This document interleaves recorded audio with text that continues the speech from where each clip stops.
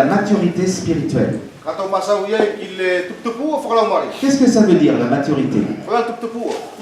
Réfléchissez, un fruit, on le mange quand il est mûr. Quand il a atteint son plein développement. Et le projet de Dieu, c'est de faire de chacun de ses enfants des copies conformes à l'original. Et l'original qu'il faut imiter, c'est Jésus. Et le projet de Dieu, c'est que chacun d'entre nous qui sommes nés de nouveau, nous puissions ressembler toujours davantage à Jésus. Et ça, c'est la maturité. L'apôtre Jean dit que dans la foi, il y a différents stades, différents niveaux de développement spirituel.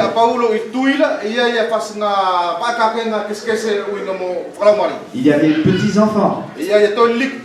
Il y a des jeunes. Des jeunes adultes.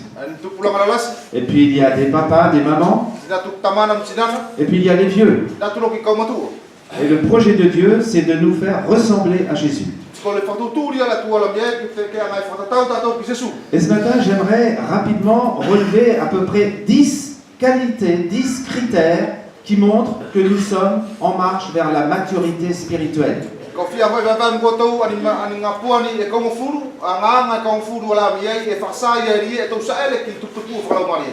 Le livre des Proverbes, c'est un livre de vie chrétienne pratique.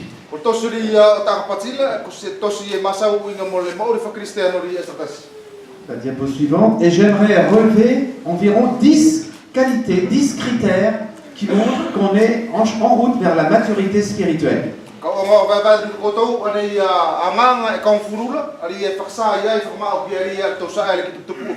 Alors d'abord, être mûr spirituellement, d'après le livre des Proverbes, c'est avoir une conception juste de Dieu.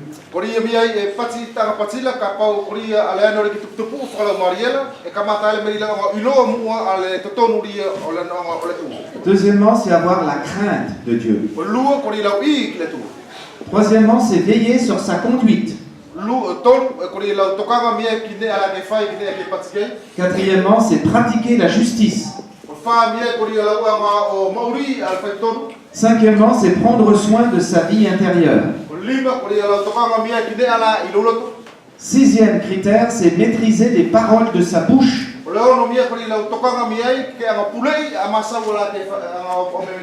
Septièmement, savoir accepter les remontrances ou les critiques constructives.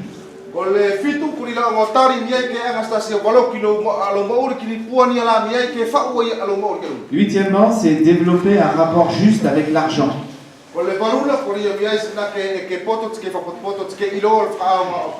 Neuf, c'est vaincre l'immoralité sexuelle ou l'impureté morale.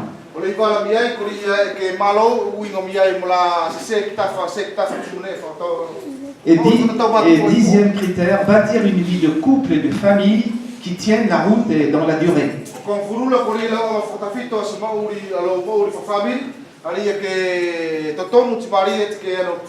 C'est tout un programme.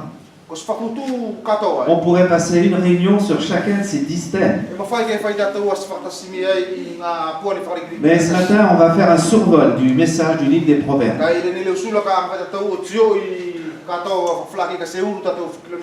Et je vais vous donner des références bibliques. Et c'est pour vous donner envie d'étudier le livre des Proverbes. Alors, la diapo suivante. Alors, à chaque fois que je donne des versets, c'est toujours dans le livre des Proverbes. Par exemple, 29, 18, ça veut dire Proverbe, chapitre 29, verset 18.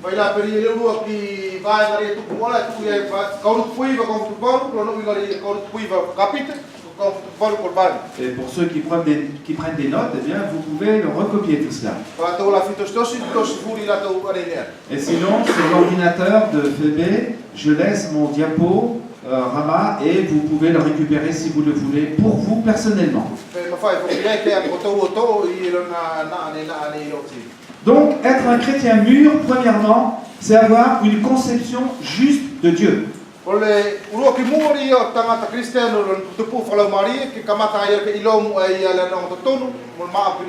Si l'image que je me fais de Dieu ne correspond pas à ce que la parole de Dieu enseigne, j'adore un faux Dieu, je suis un idolâtre, et je n'aurai pas une relation adaptée avec le Dieu de la Bible. Et le livre des Proverbes nous montre que Dieu est souverain et qu'il sait tout.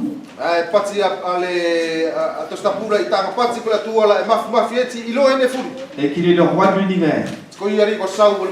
Et c'est lui qui a eu le premier mot, c'est lui qui aura le dernier mot. Et on doit accepter de se soumettre à son autorité.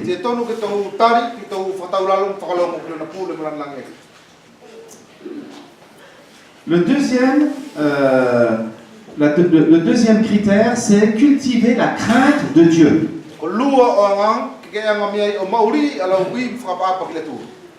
Reconnaître l'autorité du Seigneur, c'est l'ABC ou le début de la sagesse.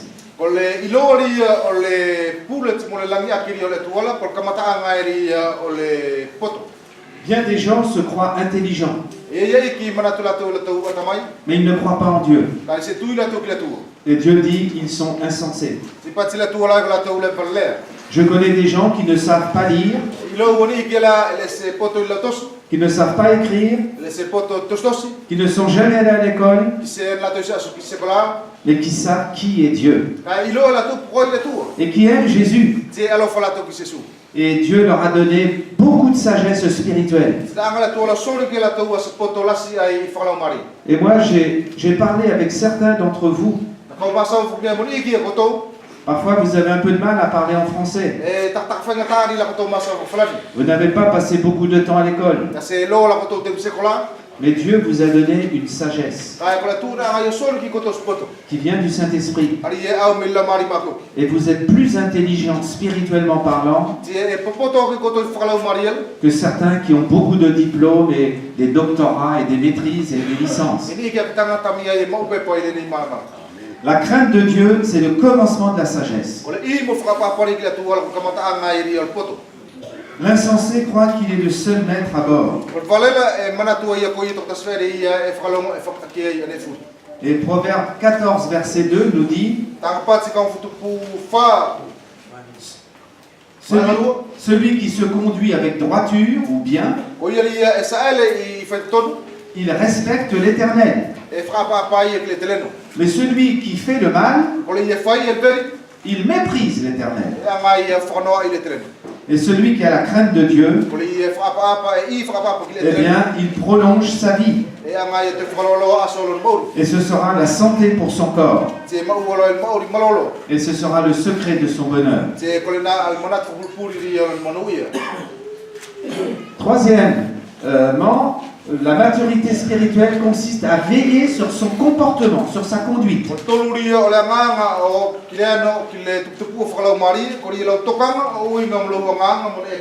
Il y a des gens qui prennent beaucoup de soin de leur corps. Ils passent des heures et des heures à prendre soin de leur corps.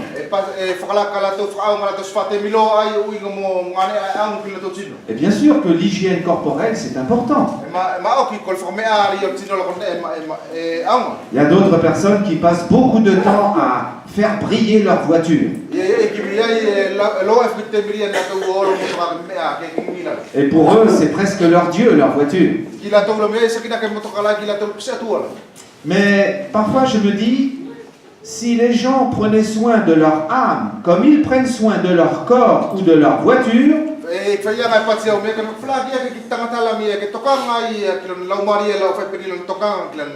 eh bien, on ne serait pas là où on en est, avec les problèmes qu'on a. Et le livre des Proverbes nous montre qu'il faut prendre soin de sa vie intérieure et pas seulement de sa vie extérieure.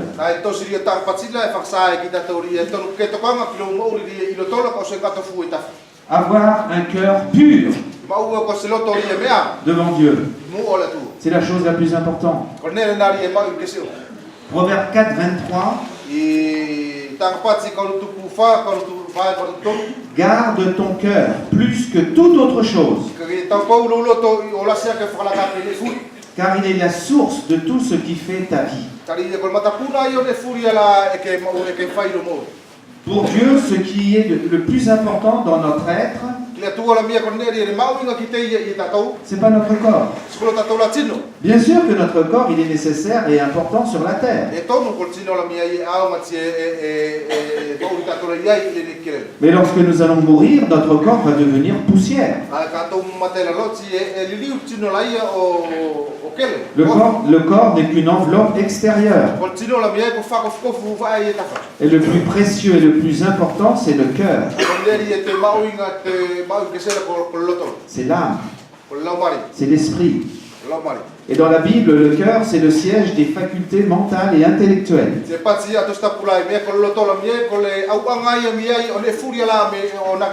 C'est le siège des émotions.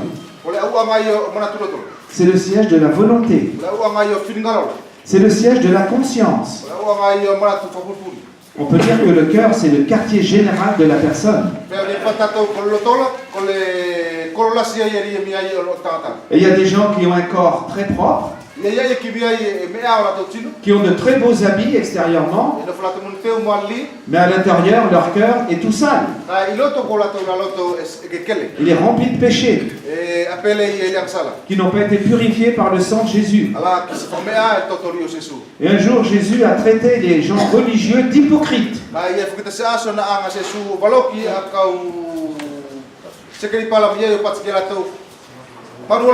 Il leur a dit, vous êtes comme des tombeaux dans le cimetière. Extérieurement, ils sont très bien décorés, c'est joli.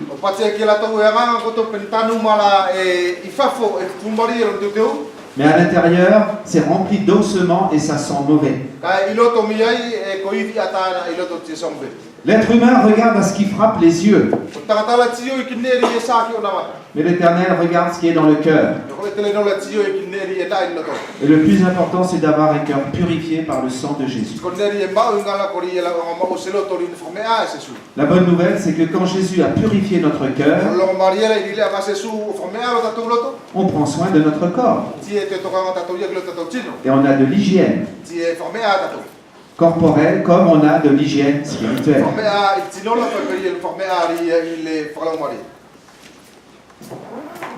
La Bible dit que quand on a la paix de Dieu dans son cœur, eh bien, ça c'est la vie du corps. Par contre, quand on est jaloux et quand on a envie de ce que possèdent les autres, c'est comme une maladie ou la carie qui ronge les os. Et Proverbe 17, 22 dit qu'un cœur joyeux, c'est un excellent remède. Mais quand l'esprit est déprimé ou découragé, eh ben c'est la ruine pour la santé. Et vous savez ce que la médecine moderne a découvert? Quand quelqu'un a le moral, quand il a la paix dans son cœur, eh bien il guérit plus vite que quelqu'un qui a de l'inquiétude et qui n'a pas la paix de Dieu dans son cœur. Et le livre des Proverbes nous le dit il y a plus de 2500 ans.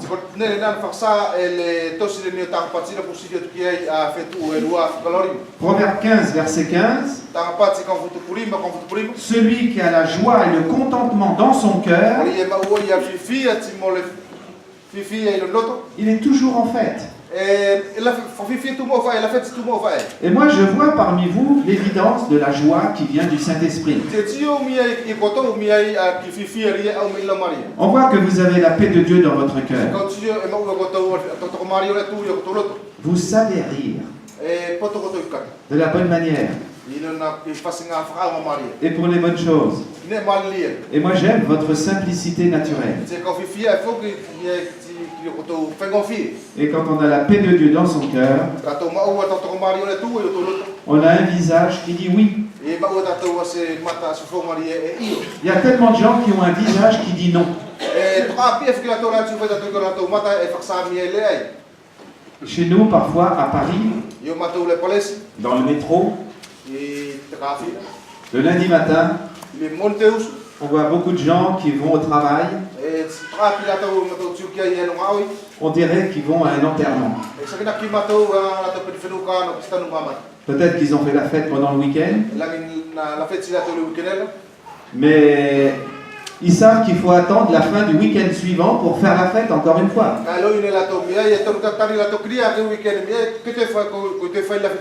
Et quand ils vont au travail pendant 5 jours, on dirait qu'ils vont à un enterrement. Mais quand on a la paix de Dieu dans son cœur, quand on a la joie du Saint-Esprit, comme on a chanté tout à l'heure, dimanche je suis heureux, le lundi plein de joie, mardi j'ai une paix que le monde ne connaît pas. La Bible dit c'est aujourd'hui le jour que l'Éternel a fait. Qu'il soit pour vous un sujet de joie et d'allégresse. Mais le jour que l'Éternel a fait, c'est pas seulement le dimanche où on va prier et on va à l'église. Mais c'est le lundi, le mardi, le mercredi, le jeudi, tous les jours de la semaine. Il y avait un chrétien qui travaillait dans un restaurant et il faisait la vaisselle. Et il disait, pour moi, quand je suis dans mon restaurant et que je fais la vaisselle, il n'y a pas de différence par rapport aux autres jours où je rencontre les frères et les sœurs à l'église quand je vais prier.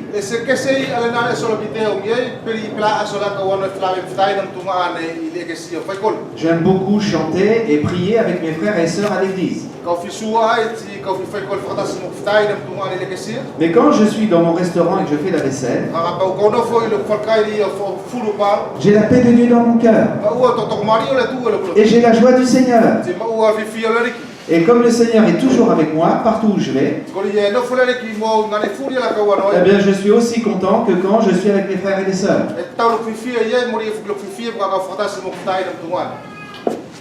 Moi, ce que j'aime parmi vous, c'est qu'on sent que vous avez la joie de Dieu dans votre cœur. Et vous avez envie de passer du temps les uns avec les autres. Et on a presque envie de vous faire sortir de l'église et de vous dire, allez maintenant c'est l'heure de rentrer chez vous parce que demain il faut aller au travail.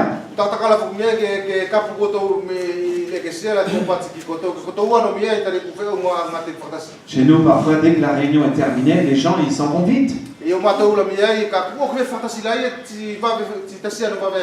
prennent à peine le temps de saluer les frères et les sœurs. Quand on a la joie de Dieu dans son cœur, on est plus heureux que le roi ou que la reine.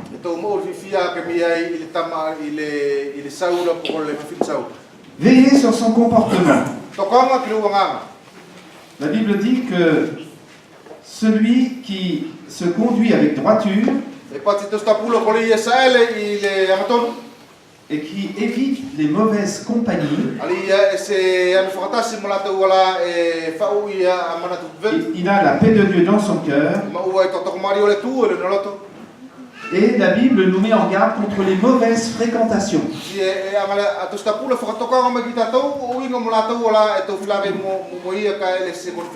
Et nous, les adultes qui avons des enfants et des adolescents, nous prions que Dieu les protège des mauvaises influences.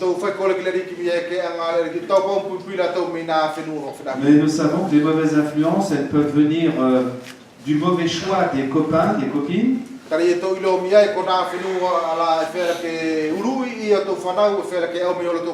Mais ça peut venir aussi par le biais d'Internet. Et nous devons veiller un peu à ce que nos enfants font et regardent sur Internet.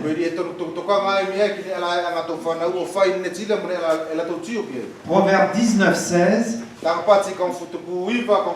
Obéir au commandement, c'est veiller sur sa propre vie.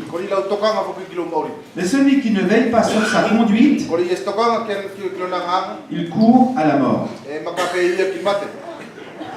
Et le livre des Proverbes nous dit que celui qui a la crainte de Dieu et qui a le souci de lui obéir,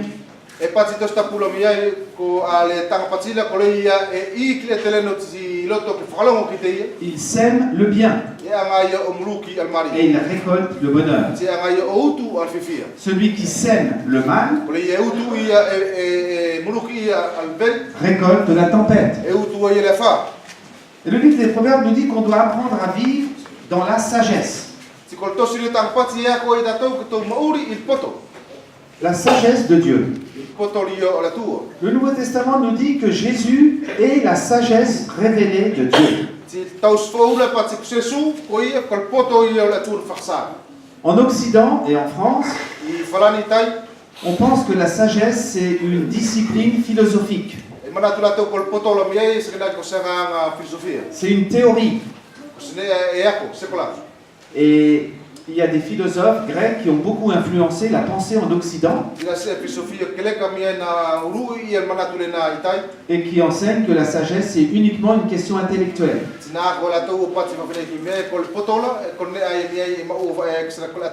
Mais la sagesse, ça concerne chaque domaine de ma vie. Parce que Dieu s'intéresse à chaque domaine de ma vie.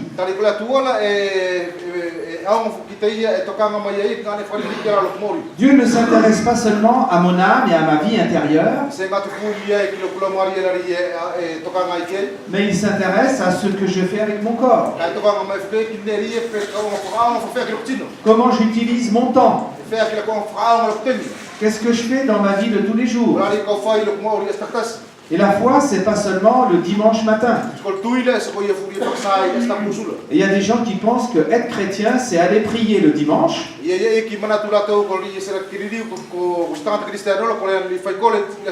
Et quand le culte est terminé, ils ferment le tiroir de la vie d'église.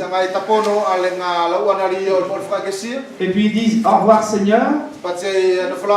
Et à dimanche prochain, si tout va bien. Mais maintenant que j'ai fermé le tiroir Église et Dieu, eh bien, je suis seul maître à bord. Et je peux vivre comme je veux. Ma vie de couple, ma vie de famille, et ma relation avec mes collègues de travail. Alors que la sagesse qui vient de Dieu, elle doit se manifester dans chaque domaine 7 jours sur 7 et 24 heures sur 24.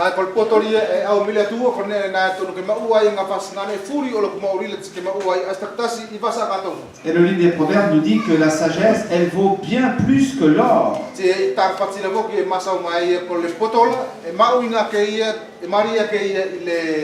Ou l'argent.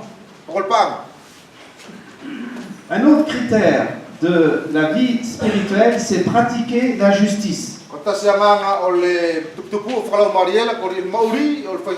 Qui prouve que je connais Dieu. Le livre des Proverbes au chapitre 28, versets 5 et 6 nous dit que celui qui fait le mal, il ne comprend rien à ce qui est droit et juste. Mais ceux qui s'attachent à l'Éternel, ils comprennent tout. Mieux vaut être pauvre, mais se conduire d'une manière juste devant Dieu, que d'être riche et de pratiquer le mal et le péché. Et le livre des Proverbes nous parle du fruit de l'esprit. L'importance de l'amour, la paix, la joie, la patience.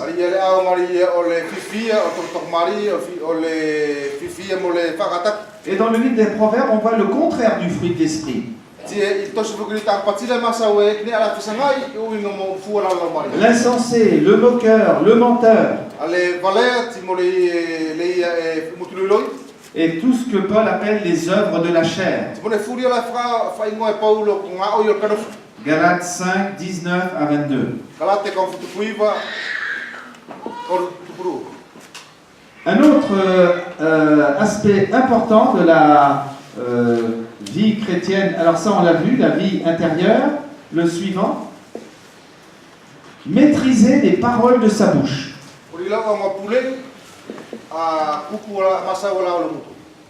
Pour le livre de la sagesse, être sage, être équilibré dans sa vie de tous les jours et être mûr spirituellement parlant,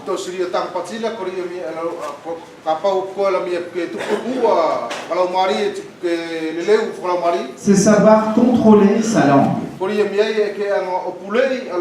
La langue est un des plus petits membres de notre corps. Et l'épître de Jacques nous dit qu'il y a des gens qui arrivent à dompter des lions, des tigres ou des éléphants.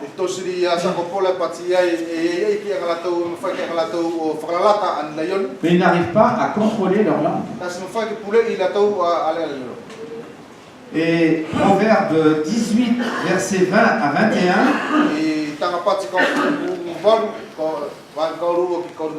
nous dit qu'on récolte ce qu'on a semé avec notre langue.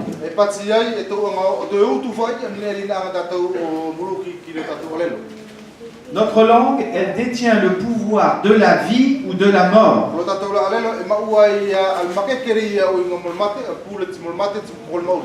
En un instant, on peut détruire tout ce qu'on a construit pendant sa vie.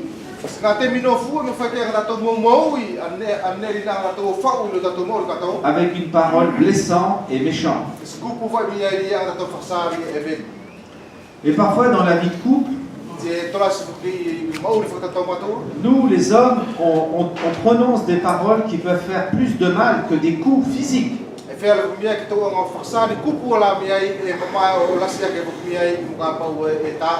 Et ma femme parfois me fait ce reproche. Et elle a raison. Parce que nos épouses sont très sensibles. Pas seulement sur les paroles que nous prononçons, mais le ton sur lequel nous le prononçons. Et parfois on peut avoir raison dans ce que l'on dit, mais la manière dont on le dit peut nous donner tort. Et il faut être rempli du Saint-Esprit pour savoir contrôler sa langue.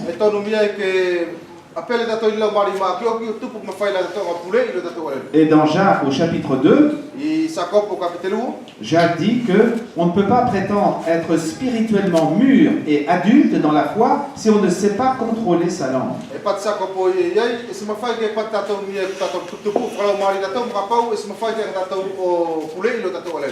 Proverbe 13, verset 3. Celui qui surveille les paroles qui sortent de sa bouche, il veille sur sa vie.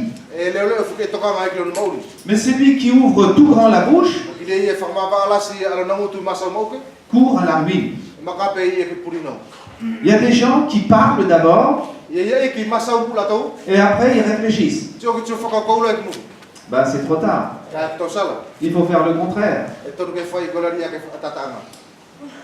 Et parfois, il y a des gens qui disent aux autres ce qu'ils ont entendu sur quelqu'un d'autre.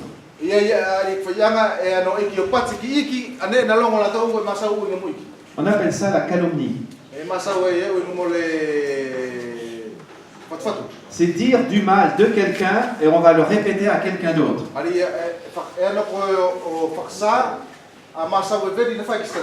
Et une fois qu'on a lancé une parole méchante comme ça, qui se répète, eh bien, c'est plus possible de la rattraper.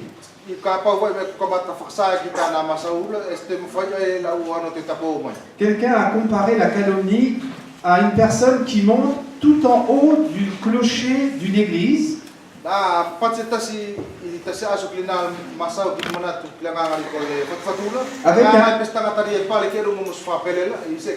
Avec un poulet.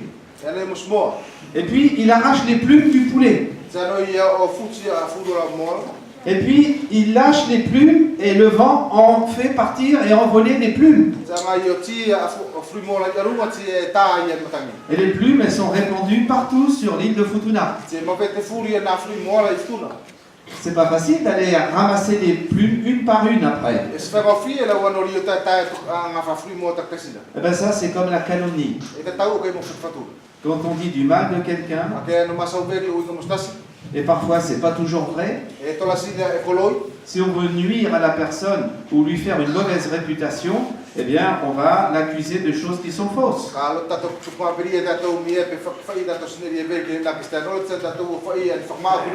Mais une fois que le mal est dit, impossible de le rattraper. Les plumes du poulet sont répandues partout. Le livre des Proverbes nous dit que l'imbécile, tant qu'il n'a rien dit, tout le monde croit qu'il est intelligent.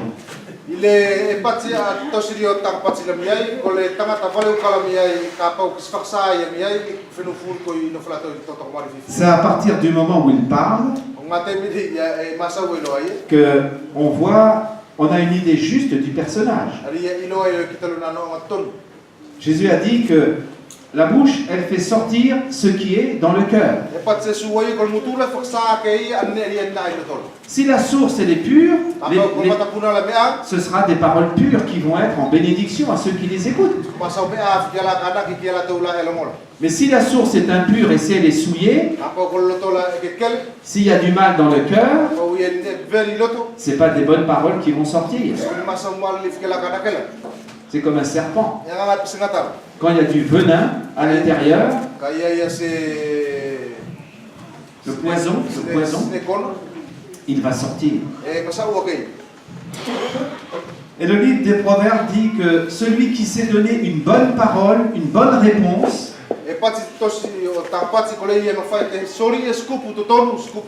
c'est une source de joie. Et ça fait tellement de bien. Il y a des gens qui ne parlent pas beaucoup. Et quand ils parlent, il faut prendre des notes parce que c'est comme une éclipse de soleil avec la lune, ça arrive tous les 350 ans.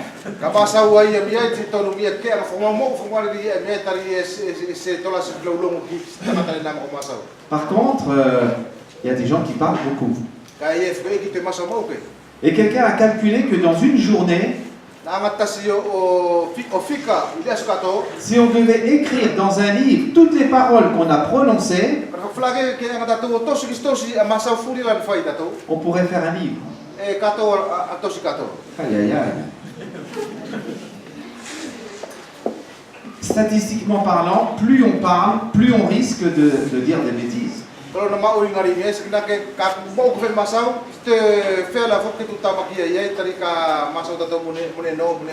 Et il faut savoir contrôler ses paroles. Et le Nouveau Testament nous dit la même chose. Tu dis que tu marches avec Jésus. Tu dis que tu es spirituellement adulte dans la foi. Qu'est-ce qui sort de ta bouche? Quand tu parles aux autres, est-ce que les autres sont encouragés? Est-ce qu'ils sont bénis? Est-ce qu'ils ont encore envie de te revoir? Ou est-ce qu'ils sont obligés de sortir leur boîte de Kleenex et ils pleurent parce que tu leur as fait du mal? C'est au fruit qu'on reconnaît l'arbre. Et le membre du royaume de Dieu, il doit être un instrument de bénédiction. Et avec sa langue, il va chanter les louanges du Seigneur. Et il va encourager les frères et les sœurs. Et il ne va pas les critiquer. Il va d'abord remarquer chez eux leurs qualités et non pas leurs défauts. Une autre marque de maturité spirituelle,